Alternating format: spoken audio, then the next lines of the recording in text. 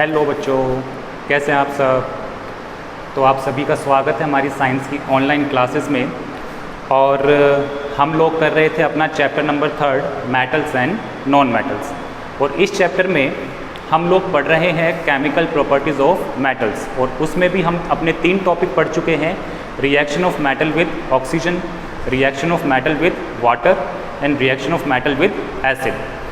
बच्चों, इस चैप्टर में अप्रॉक्सीमेटली हाफ चैप्टर सीबीएसई ने डिलीट कर दिया है। और जो पोर्शन हमारे पास है इस बार के एग्ज़ाम सिलेबस में है वो पोर्शन कंपैरेटिवली इजी पड़ता है कि जो पोर्शन डिलीट किया गया है उसके कंपैरिजन में ये सारा चैप्टर जो बच गया हमारे पास वो काफ़ी इजी पड़ता है।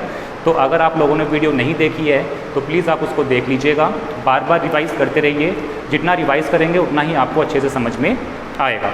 तो आज का हमारा जो टॉपिक है, how do metals react with solution of other metal salt, कि अगर कोई मेटल किसी दूसरे मेटल सॉल्ट के साथ रिएक्शन करेगा तो क्या होगा।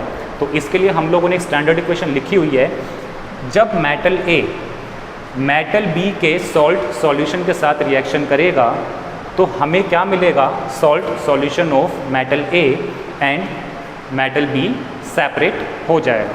ठीक है, थोड़ा सा अटपटा लग रहा है लेकिन इसको मैं इजी बना सकता हूँ बहुत आराम से। अगर मैं वापस फर्स्ट चैप्टर में चला जाऊँ जहाँ पे हमने पढ़ा था what will happen when iron react with copper sulphate solution, what will happen when iron react with copper sulphate solution.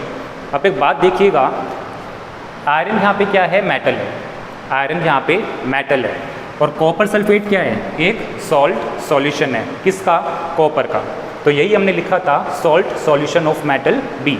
तो कॉपर सल्फेट हमारे पास यहाँ पे क्या हो गया, किसी मेटल का सॉल्ट सॉल्यूशन हो गया और वो मेटल यहाँ पे कौन है, कॉपर। जब इन दोनों की रिएक्शन होती है तो ये आयरन क्या करता है, कॉपर को इसके सॉल्ट सॉल्यूशन में से डिस्प्लेस कर देगा और ख़ुद को वहाँ पे प्लेस करके क्या बनाएगा, फेरस सल्फेट सॉल्यूशन। और कॉपर क्योंकि डिस्प्लेस हो गया है तो ये सेपरेट हो जाएगा। ओके, और ये हमने रिएक्शन पढ़ी थी डिस्प्लेसमेंट रिएक्शन में। डिस्प्लेसमेंट रिएक्शन में हम लोगों ने क्या पढ़ा था, when a highly reactive metal displace a less reactive metal from its salt solution then the reaction is called displacement reaction। जब एक हाई रिएक्टिव मेटल किसी लो रिएक्टिव मेटल को उसके सॉल्ट सॉल्यूशन में से डिस्प्लेस कर देता है तो वो रिएक्शन क्या कहलाती है, डिस्प्लेसमेंट रिएक्शन कहलाती है। लेकिन कंडीशन यहाँ पे क्या है कि हाईली रिएक्टिव मेटल ही लेस रिएक्टिव मेटल को डिस्प्लेस कर सकता है। अगर मैं इसका रिवर्स कर देता कि मैंने क्या बोला कि कॉपर की रिएक्शन करा दी फेरस सल्फेट के साथ तो क्या होगा।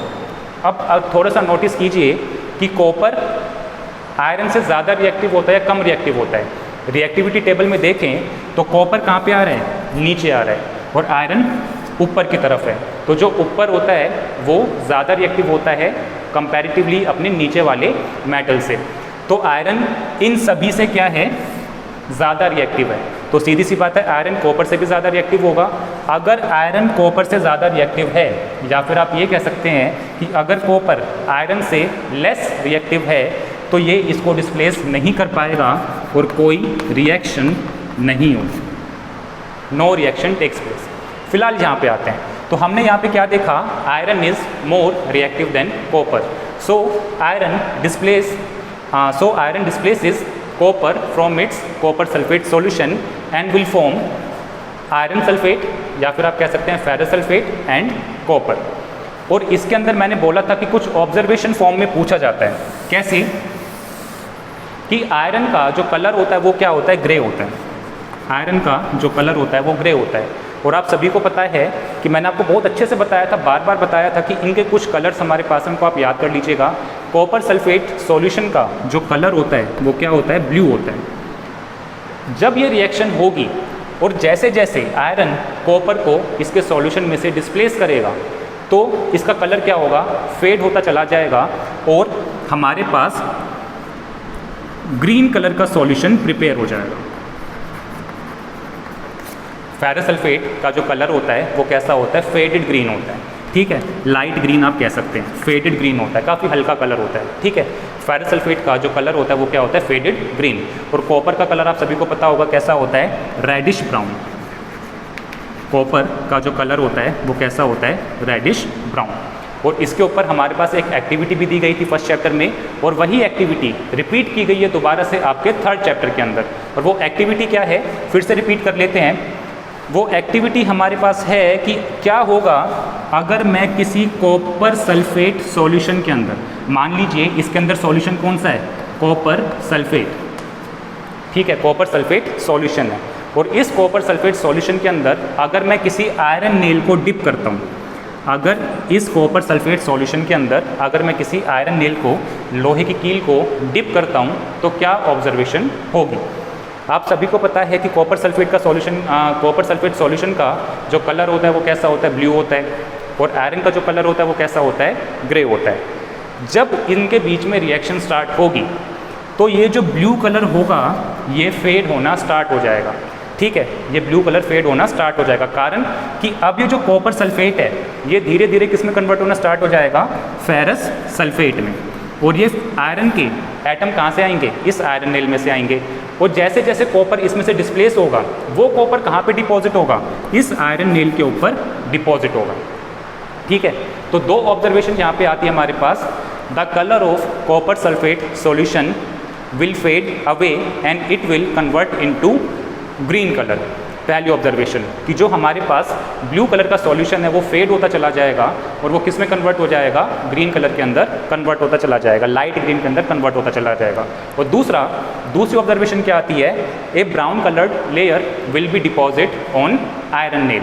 मतलब कि जब आप इस टेस्ट ट्यूब को अलग करेंगे और इस आयरन नेल को अलग करेंगे तो ऑब्जर्वेशन क्या आएगी कि इसके अंदर जो सॉल्यूशन था वो ब्लू से किस में कन्वर्ट हो गया, ग्रीन कलर के अंदर कन्वर्ट हो गया।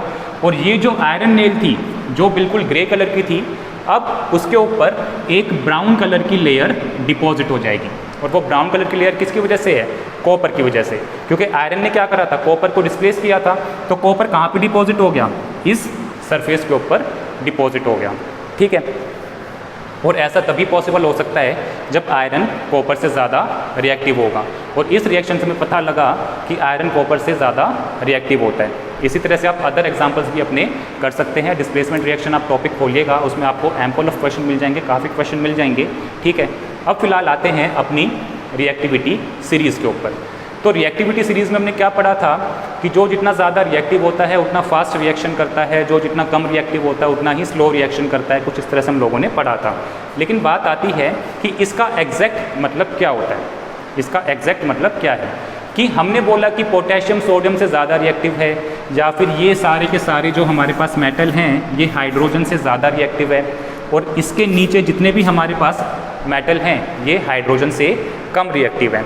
ऐसा कारण, इसका कारण क्या है, आप सभी को पता होगा, 9th क्लास में आप लोगों ने किया था कि एटम के पास वैलेंस शेल होता है, आउटर मोस्ट शेल होता है, और उस आउटर मोस्ट शेल में कुछ इलेक्ट्रॉन्स होते हैं, और मेटल की टेंडेंसी होती है पॉजिटिव आयन बनाने की। और पॉजिटिव आयन क्या होता है, वो एलिमेंट जो अपने इलेक्ट्रॉन्स को लूज़ कर देते हैं, वो एलिमेंट जो अपने इलेक्ट्रॉन्स को लूज़ कर देते हैं क्या बनाते हैं, पॉजिटिव आयन बनाते हैं। और मेटल की टेंडेंसी होती है इलेक्ट्रॉन्स को लूज़ करना।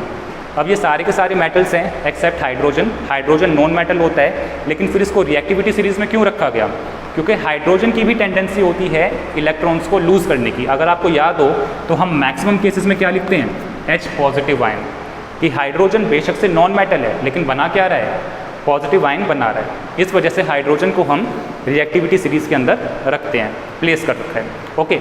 उसके बाद अपने टॉपिक पे आते हैं वापस कि हम लोगों ने क्या बोला कि मेटल की टेंडेंसी होती है इलेक्ट्रॉन लूज़ करने की। कोई मेटल इलेक्ट्रॉन को ईजिली लूज़ कर देगा और कोई मेटल इलेक्ट्रॉन को ईजिली लूज़ नहीं करता, ठीक है। डोनेट करना एक तरह से, कि कोई मेटल किसी अदर एलिमेंट को अपने इलेक्ट्रॉन ईजिली डोनेट कर देता है, लेकिन कोई मेटल ऐसा भी होता है जो अपने इलेक्ट्रॉन्स को ईजिली डोनेट नहीं करता। तो जो ईजिली डोनेट कर देगा वो हाईली रिएक्टिव कहलाएगा, और जो ईजिली डोनेट नहीं कर पाएगा वो लेस रिएक्टिव कहलाएगा। तो अगर मैं बोलूँ कि आयरन और कॉपर के अंदर आयरन ज़्यादा रिएक्टिव क्यों है, तो आयरन ज़्यादा रिएक्टिव इसलिए है क्योंकि आयरन अपने इलेक्ट्रॉन्स कॉपर के कंपैरिजन में ईजिली डोनेट कर सकता है, ईजिली लूज कर सकता है। उसी तरह से अगर मैं इन दोनों कंपैरिजन करूं पोटेशियम और कैल्शियम का, तो पोटेशियम अपने electron as compare to calcium easily donate कर देता है। इस वजह से पोटेशियम कैल्शियम से ज़्यादा रिएक्टिव है और इसी वजह से पोटेशियम सोडियम से भी ज़्यादा रिएक्टिव है। तो बच्चों आज की क्लास में बस इतना ही। पढ़ते रहिए, घर पे रहिए, सेफ रहिए। Thanks for watching, bye bye.